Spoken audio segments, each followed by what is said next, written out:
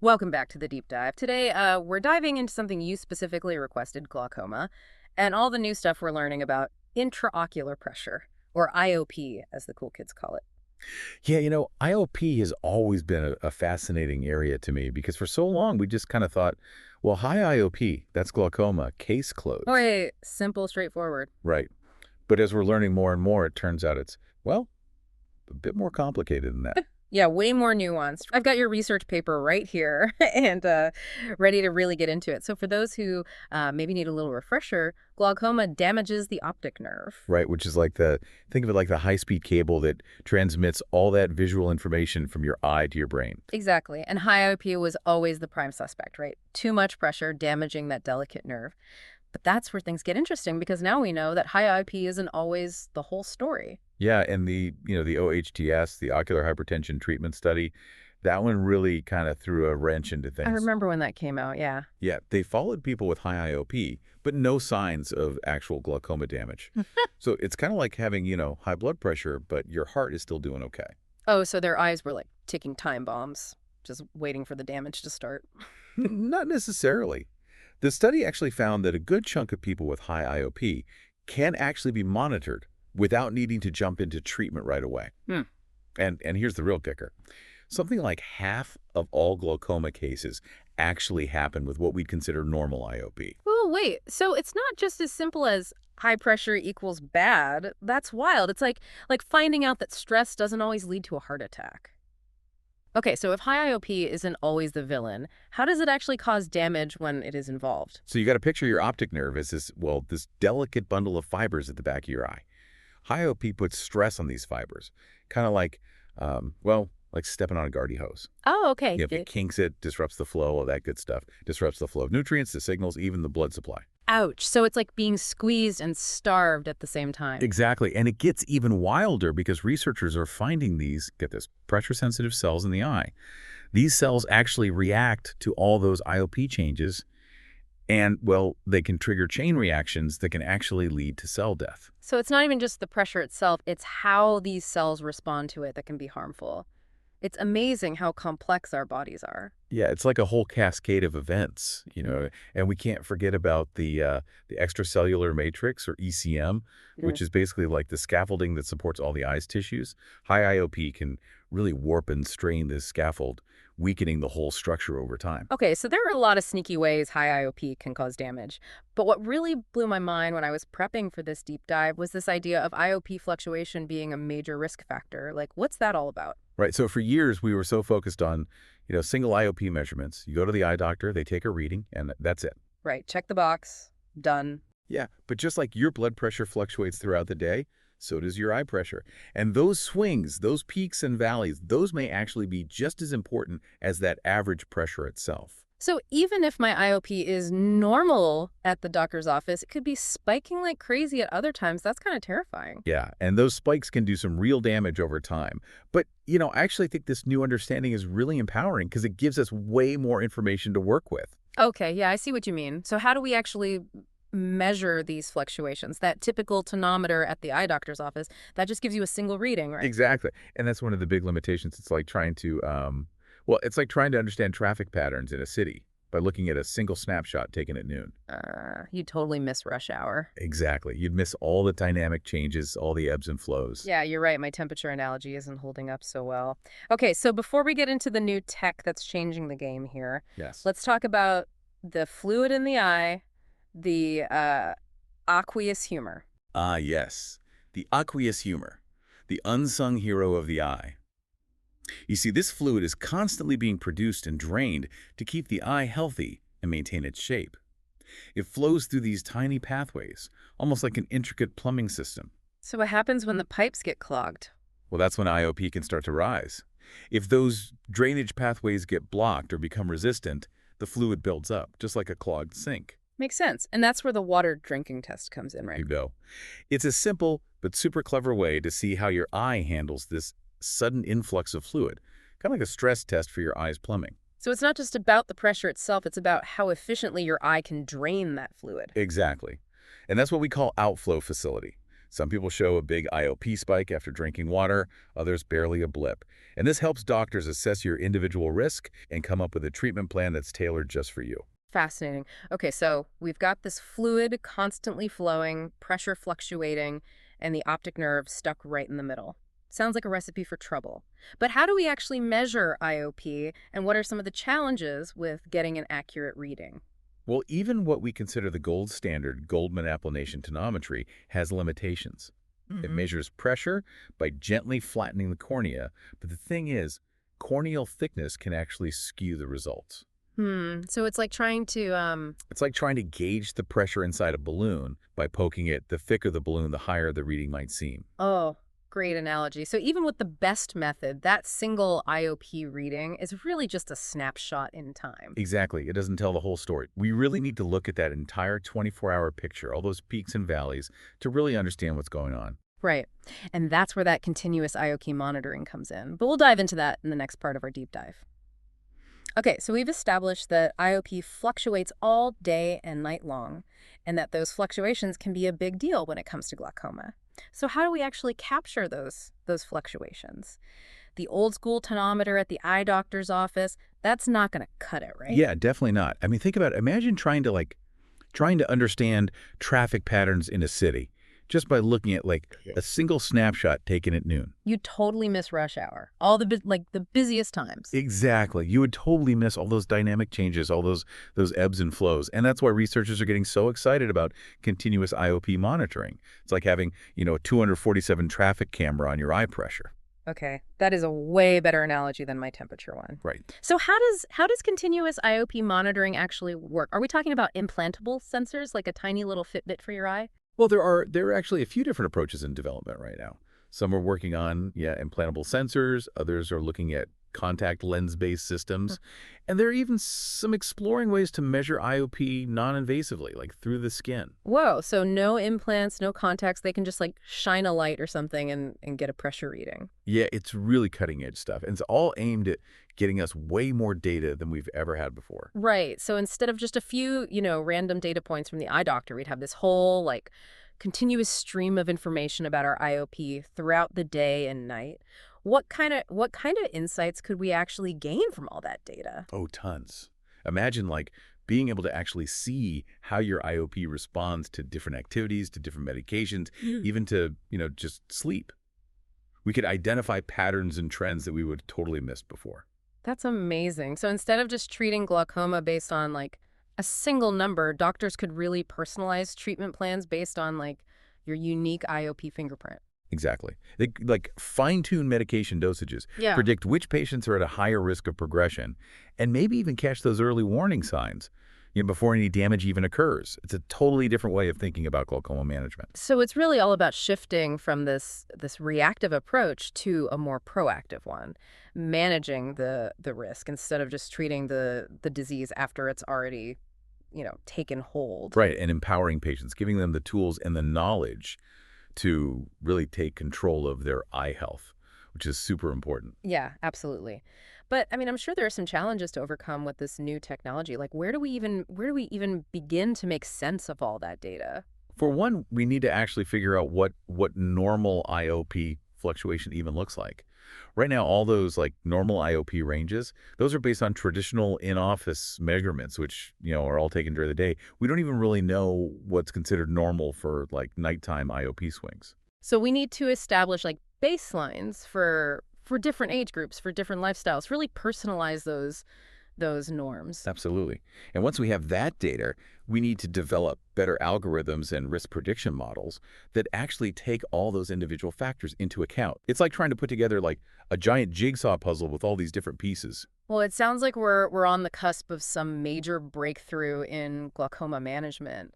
Okay, so we've talked about how this continuous monitoring could really revolutionize treatment, but what about what about preventing glaucoma in the first place? Are there any lifestyle changes that people can make to help minimize those harmful IOP fluctuations? That's a great question.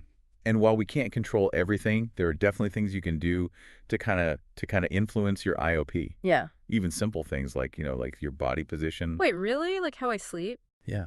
Lying down actually tends to increase IOP, which is one of the reasons why those at-home tonometers we were talking about are so helpful. You can actually measure your pressure in different positions to see how your body responds. Fascinating. So what about exercise? I know exercise is good for, basically everything, but can it affect IOP? It can. Yeah. Strenuous activity, especially anything that involves, holding your breath and straining, can cause those temporary IOP spikes. So maybe skip those heavy deadlifts at the gym. Probably a good idea, especially if you're already at risk for glaucoma, Yeah. but moderate exercise, things like brisk walking, swimming, those are generally beneficial for, overall health, including eye health. Okay, good to know. And what about diet? Does that play a role in IOP? Well, there's no like magic food that's going to instantly lower your eye pressure. Eating a healthy diet, lots of fruits and vegetables, omega-3 fatty acids, that's definitely good for your eyes. There's some research that suggests caffeine might cause a temporary IOP spike, but more research is definitely needed on that one. So maybe hold off on that double espresso before you go in for your eye exam. Yeah, probably a good idea.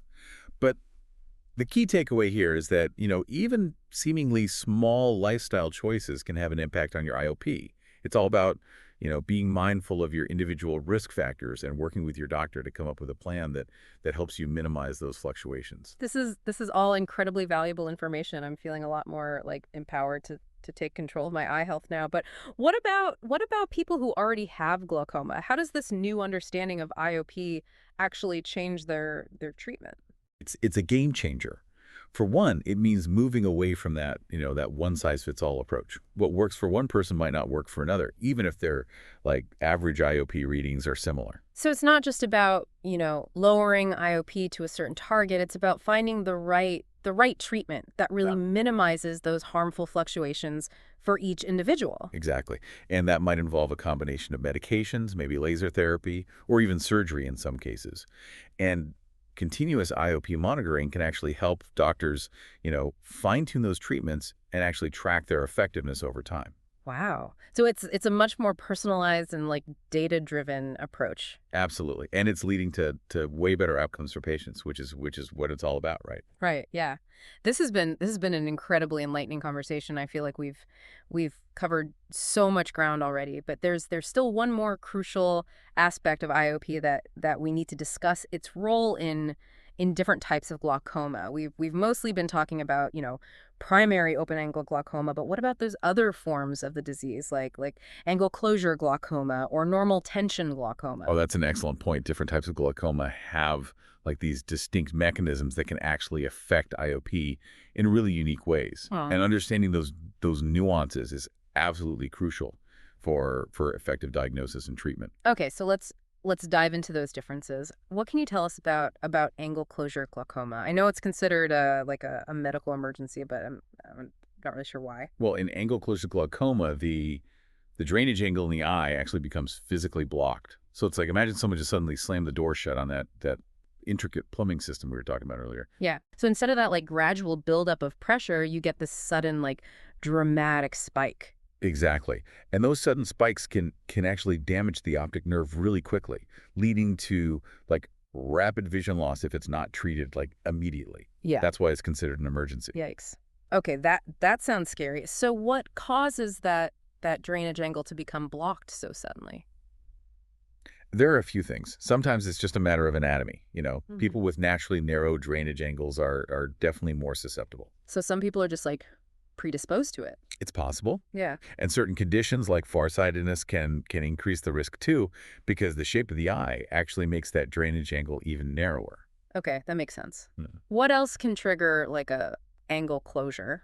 Pupillary dilation is actually a pretty common culprit. When your pupils get bigger, like when you have an eye exam and they use those drops to dilate your eyes, Right, right. the iris, the colored part of your eye, can actually bunch up and block that drainage angle. So those eye drops that they use to dilate your pupils for the exam could actually trigger an angle closure attack. It's rare, but it is a potential risk, which is why it's so important to tell your eye doctor if you have any history of angle closure or if you've experienced, any symptoms like blurry vision, halos around lights, eye pain, especially after having your pupils dilated. Definitely something to keep in mind. Are there any other like triggers to be aware of?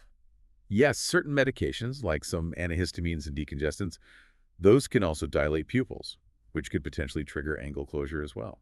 Interesting. So even seemingly harmless over-the-counter meds could pose a risk. Yeah, it's really all about, knowing your individual risk factors and being proactive about communicating those to your doctor. Right. And it sounds like for people who are at high risk for angle closure, there are like preventative measures that can be taken, like laser iridotomy, that can help widen that drainage angle and reduce the risk of an attack happening in the first place. Exactly, yeah. That's reassuring. Okay, so angle closure glaucoma is all about the sudden pressure spikes, right? What about normal tension glaucoma? Where does IOP even fit into that picture? Normal tension glaucoma it's kind of an enigma. Like Yeah. the name suggests, these patients develop, optic nerve damage and vision loss, but their IOP readings are actually consistently within the normal range. So if their pressure is normal, what's causing the damage?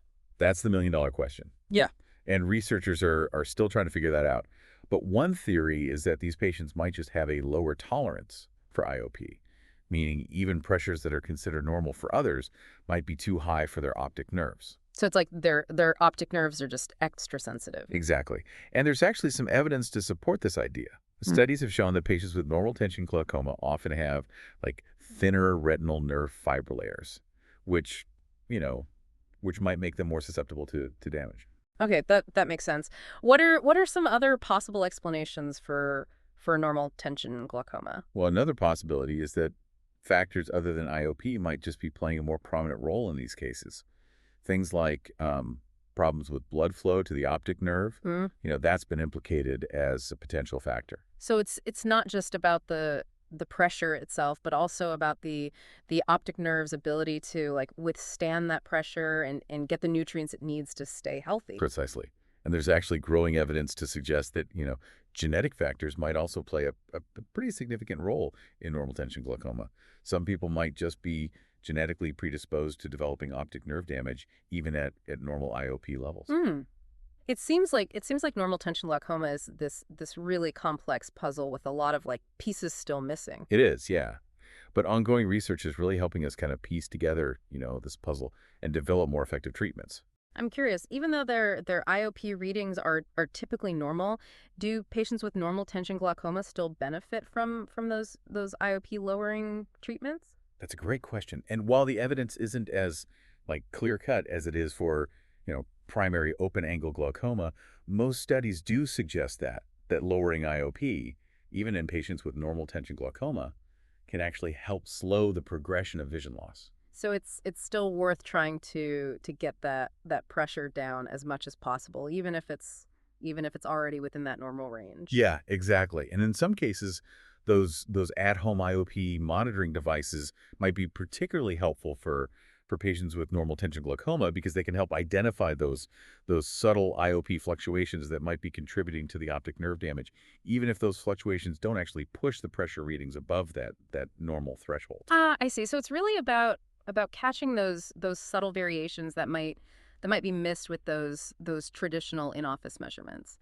Exactly. It's about getting that granular data that can help doctors and patients make more informed decisions about their treatment strategies. Wow.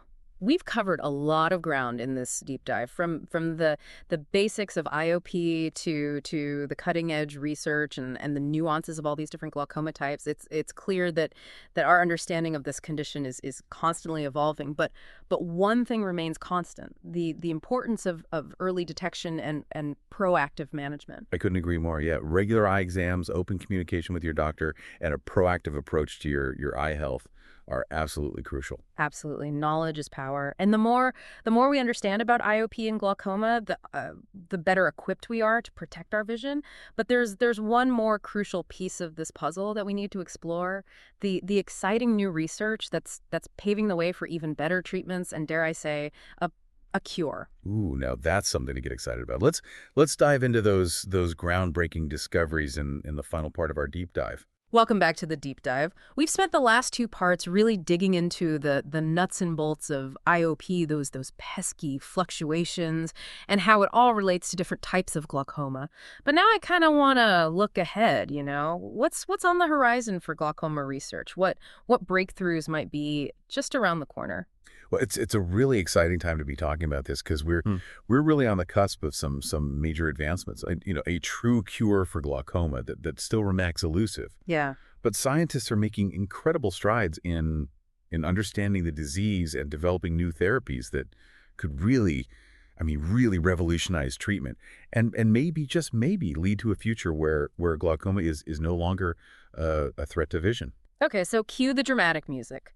Let's talk about those game-changing discoveries. What are some of the most promising areas of research right now? One area that's generating a lot of buzz is gene therapy. Hmm. We talked about how genetics plays a role in glaucoma. Right. And researchers are now really zeroing in on those specific genes that are involved in the disease process. So the idea is to actually target those faulty genes directly, kind of like a microscopic surgeon going in and fixing the problem at its source. Exactly. Gene therapy could potentially, deliver healthy copies of genes Mhm. to replace those faulty ones or even like silence the genes that are contributing to that optic nerve damage. That sounds like something straight out of a sci-fi movie. Is this actually being tested in humans yet? It is. And the early results they're really encouraging.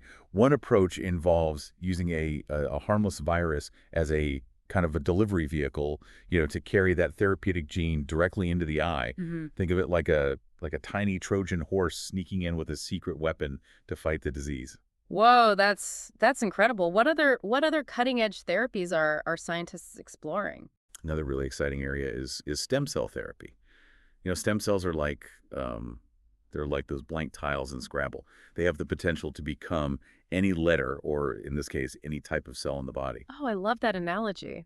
So how are scientists actually using stem cells to tackle glaucoma? They're exploring ways to use stem cells to repair or even replace those damaged retinal ganglion cells, which are the nerve cells that are lost in glaucoma, the ones that are responsible for transmitting all that visual information from the eye to the brain. So it's like hitting the undo button on the damage, replenishing those lost cells and restoring vision. That's the ultimate goal. And while there are still challenges to overcome, stem cell therapy really hold enormous potential for transforming glaucoma treatment. It's mind-blowing to think about the possibilities. Okay, what about those neuroprotective therapies, the ones that aim to protect the optic nerve from further damage?